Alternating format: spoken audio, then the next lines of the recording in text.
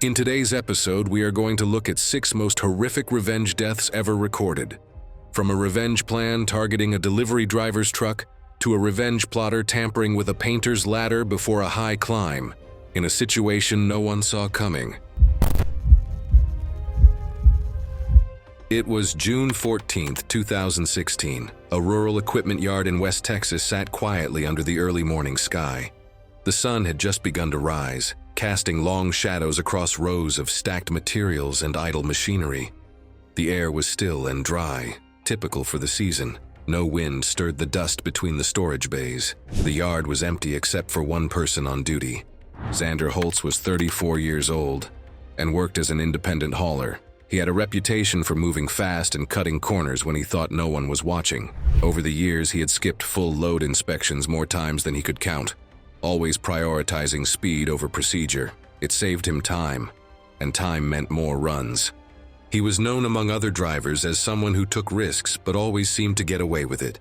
His truck was older but well-maintained, and he prided himself on completing routes faster than anyone else. That morning, he arrived before dawn to pick up a load of bundled steel pipes that had been stacked the night before. He was alone with the yard coordinator, Lena Markham, age 29, who managed dispatch and load releases. Their relationship had soured weeks earlier after Xander publicly blamed her for a delayed payout that cost him a contract. She had sent him a message days before that read, "Check your load next time." He never responded.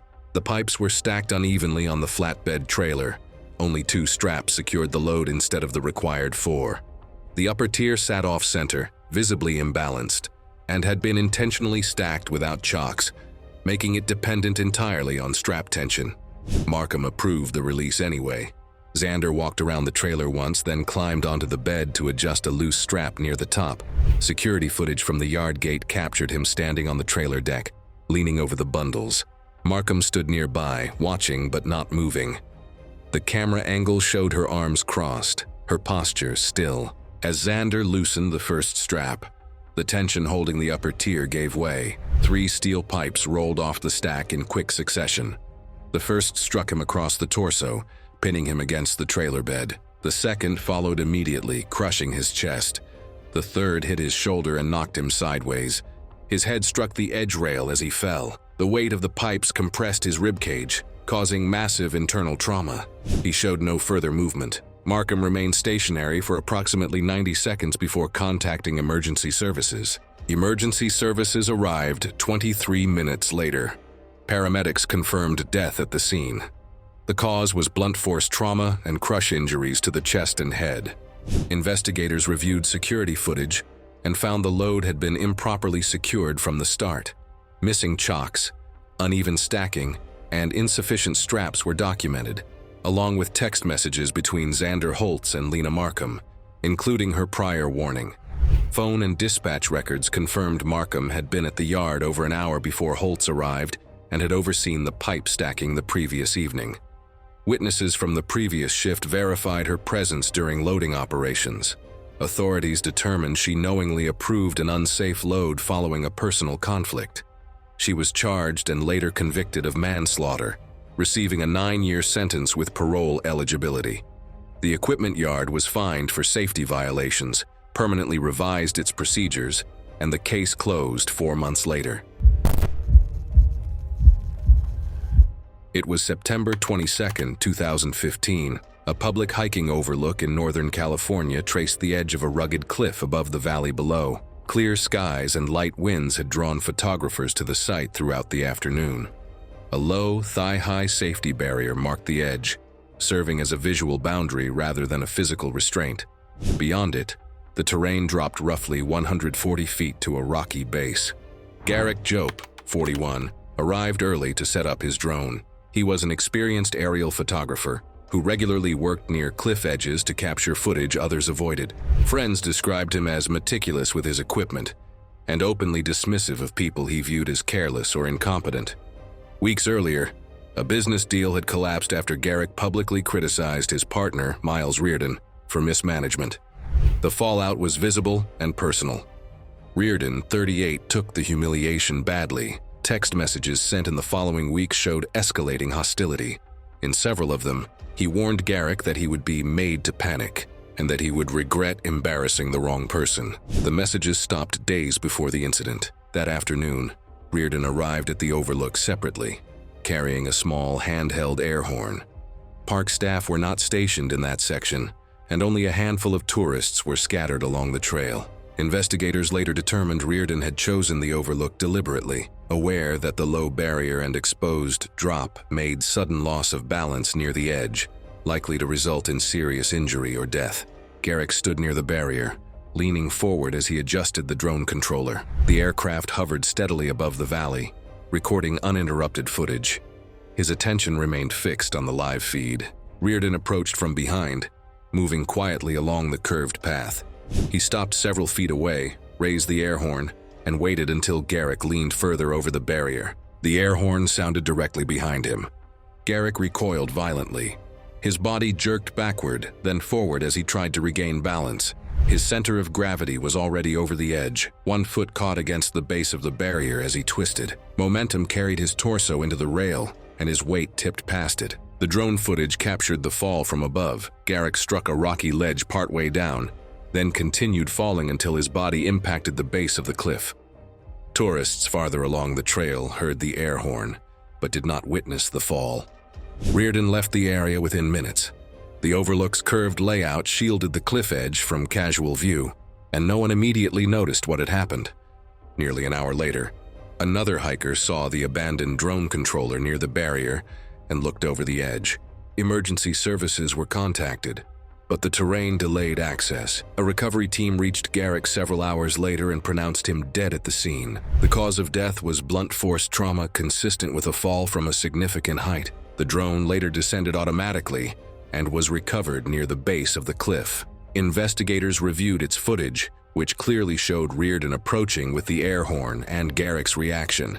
Purchase records tied the device to Reardon, and prior threatening messages were recovered. During questioning, Reardon admitted to activating the air horn but claimed he had not intended Garrick to fall. Authorities determined the act was reckless, retaliatory, and carried a foreseeable risk of fatal harm. He was convicted of involuntary manslaughter and sentenced to 4 years in California State Prison. The drone footage served as primary evidence. The case closed 8 months later. It was November 3, 2017. A rural county road in southern Missouri ran through farmland under cool, clear morning conditions, with dry pavement, light traffic, and gentle curves. Rodney Phlox was 52 years old and worked as a delivery driver. He had been in the profession for over 20 years and was known for his reliability and careful driving habits. He drove an older pickup truck that had been well maintained with no history of mechanical issues. Several months earlier, Rodney had testified in a theft case involving a former co-worker. The former co-worker was identified as Nathan Kells, age 24. He had been convicted largely based on Rodney's testimony. The conviction resulted in job loss and legal penalties. In the weeks following the trial, Nathan sent threatening messages to Rodney, including one stating that Rodney had ruined his life. Nathan had access to the parking area where Rodney stored his truck overnight. Security cameras covered portions of the lot. The truck was parked in an unsecured section used by multiple drivers. Early that morning, Rodney began his usual delivery route. His truck was equipped with a dash cam that recorded continuously. The route included a downhill curve approximately 3 miles from his starting point. As Rodney approached the curve, he applied the brakes. Moments earlier, the dash cam briefly captured the brake warning light illuminating as hydraulic pressure dropped. The footage showed the brake pedal fully depressed, but the truck failed to respond as expected. The partially cut brake line caused progressive hydraulic loss, reducing braking efficiency unevenly, rather than causing total failure. The front brakes retained limited stopping power, but the system degradation left Rodney unable to slow the vehicle enough to navigate the curve safely. He pumped the brakes repeatedly with minimal effect. The truck continued rolling forward at a reduced but uncontrolled speed. He attempted to downshift and use the emergency brake. The vehicle slowed further, but not enough to navigate the curve safely. The truck drifted off the road and into a shallow ditch on the right side. The terrain caused the vehicle to tip, and it rolled twice before coming to rest on its side. Rodney was not wearing his seatbelt. The dashcam captured him being ejected through the driver's side window during the second roll. He struck the ground and did not move. A passing motorist witnessed the rollover and called emergency services. Paramedics arrived within 12 minutes. Rodney was unresponsive and showed no vital signs. He was pronounced dead at the scene. The cause of death was blunt force trauma sustained during ejection from the vehicle. Investigators examined the truck and discovered that the rear brake line had been partially cut. The cut was clean and deliberate, designed to degrade braking performance gradually. Brake fluid had leaked slowly, reducing hydraulic pressure over time. Authorities reviewed low-light infrared security footage, showing Nathan entering the lot late that night and crouching near Rodney's rear wheel well. During questioning, he denied tampering but could not explain his presence. Forensic analysis later matched tools in his possession to the brake line cut. He was charged with second-degree manslaughter. Prosecutors argued that his actions were deliberate and motivated by revenge. The evidence included the sabotaged brake line, security footage, threatening messages, and forensic tool analysis. The trial concluded with a conviction. Nathan Kells was convicted of second-degree manslaughter and sentenced to 10 years in the Missouri State Prison. Prosecutors emphasized that the gradual brake failure created a foreseeable risk of serious harm, regardless of whether death was the stated goal. The case closed 10 months after the incident. It was July the 12th, 2016. A private backyard in a Florida suburb sat under the early morning sun. The temperature was already climbing into the low 80s, with humidity making the air feel heavier. The backyard featured an in-ground pool surrounded by a concrete deck. Inflatable exercise platforms floated on the water's surface, and a small slide extended from the shallow end. Dew from the overnight humidity still clung to the deck surface. Bria Stent was 29 years old and worked as a fitness instructor. She was energetic and outgoing, known for hosting early morning pool workout sessions at her home. She had built a small following through social media, where she live-streamed her routines. She had recently been involved in a dispute with a former friend over accusations of client theft. The former friend was Holly Vance. She lived in an adjacent property. She had sent threatening messages to Bria in the weeks prior, including one warning that Bria would pay when she least expected it. Bria had dismissed the threats and continued her regular schedule. That morning, Bria planned an early pool workout session. She had set up a GoPro camera on a tripod near the pool to record her exercises. The camera was positioned to capture the pool deck and water surface. Bria arrived alone just after sunrise. Holly had entered the backyard late the previous night. She had applied a clear silicone-based industrial release agent to the pool deck and slide base. The substance was visually indistinguishable from moisture. The overnight dew had mixed with the agent, increasing its effectiveness. Bria activated the GoPro and began her warm-up routine. She stepped onto the treated section of the pool deck near the slide. Her foot slipped immediately. She lost balance and fell awkwardly, her body twisting as she tried to catch herself. Her trajectory carried her across the slide edge, and her head struck the pool coping stones with significant force. The impact caused a cervical spine fracture at C5 to C6 that eliminated voluntary motor control. She slid partially into the shallow water, landing face down. The spinal fracture prevented her from moving her arms or legs. She could not lift her head above the water. The GoPro continued recording as her body remained motionless. A neighbor noticed unusual stillness in the pool area and approached to investigate. The neighbor saw Bria floating face down and immediately called emergency services. Paramedics arrived and pulled her from the water. She was unresponsive and showed no pulse. They pronounced her dead at the scene. The cause of death was drowning secondary to spinal fracture and head trauma. Investigators reviewed the GoPro footage and observed the slip and fall sequence. Forensic analysis revealed the presence of a foreign substance identified as a clear silicone-based industrial release agent. Authorities examined security footage from neighboring properties. One camera captured Holly entering Bria's backyard late the previous night carrying a container. Investigators also recovered the threatening text messages. During questioning, Holly denied involvement but could not explain her presence in the backyard. A search of her home revealed a partially empty container of the same release agent found on the deck. Holly Vance was charged with reckless homicide. Prosecutors argued her actions were deliberate and motivated by revenge. The evidence included the GoPro footage, the deck substance, security recordings, threatening messages, and a matching container. She was convicted 9 months later. Holly Vance, age 35, was sentenced to 12 years in Florida State Prison. The court ruled that applying an industrial release agent constituted intentional creation of a lethal hazard. It was August 9, 2017. Central Arizona baked under the afternoon sun. The temperature had climbed past 112 degrees Fahrenheit by mid-afternoon. Heat radiated off the asphalt and concrete in visible waves. The air was dry and still, offering no relief. A small rental duplex sat at the end of a quiet residential street, its exterior walls absorbing the relentless heat. Vina Crum was 27 years old and worked part-time providing childcare assistance. She was known as reliable and cautious, someone who followed routines and avoided unnecessary risks. She lived in the duplex with her young child and had recently filed multiple complaints about the property. She had also reported the property caretaker for harassment. Eric Halden was a 32-year-old man responsible for repairs and tenant issues across several units. His employment contract explicitly required a 24/7 response for lockouts involving children or emergencies. Their interactions had grown hostile after her complaints. Days before, he had sent her a message warning that she would regret making trouble. The duplex had an exterior door with an automatic lock that was known to jam in extreme heat.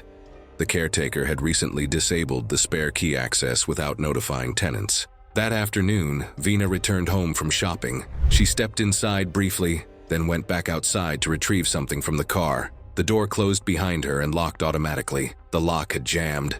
Her phone was in the car. She retrieved it and immediately called the caretaker. He did not answer. She called again. No response. A neighbor's motion-activated security camera captured her attempting to force the door open with her shoulder, throwing her full weight against it repeatedly.